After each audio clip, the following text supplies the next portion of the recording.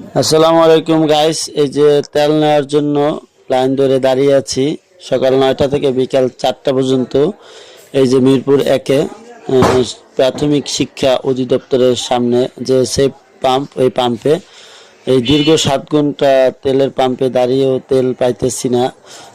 লাস্টে বসুনি যে তা গাইস, যারা তেল নিয়ে বাসায় জমা করে রাখেন তারা রাখেন না, কারণ তেলের জন্য খুবই কষ্টে আছি। এরকম লাইনে দাঁড়াইয়া তেল নিতে হয়। তেল নেওয়ার আসসালামু আলাইকুম গাইস, এই যে তেল নেওয়ার জন্য লাইন ধরে দাঁড়িয়ে আছি সকাল 9টা থেকে বিকাল 4টা পর্যন্ত।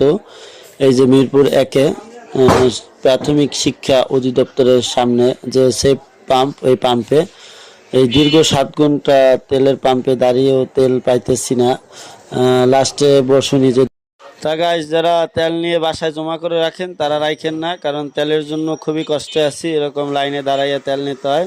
তেল নেওয়ার আসসালামু আলাইকুম গাইস, এই যে তেল নেওয়ার জন্য লাইন ধরে দাঁড়িয়ে আছি সকাল 9টা থেকে বিকাল 4টা পর্যন্ত। এই যে মিরপুর একে প্রাথমিক শিক্ষা অধিদপ্তরের সামনে যে সেফ পাম্প, এই পাম্পে এই দীর্ঘ 7 ঘন্টা তেলের পাম্পে দাঁড়িয়েও তেল পাইতেছি না। লাস্টে বসুনি যে তা গাইস, যারা তেল নিয়ে বাসায় জমা করে রাখেন তারা রাখেন না, কারণ তেলের জন্য খুবই কষ্টে আছি। এরকম লাইনে দাঁড়াইয়া তেল নিতে হয়। তেল নেওয়ার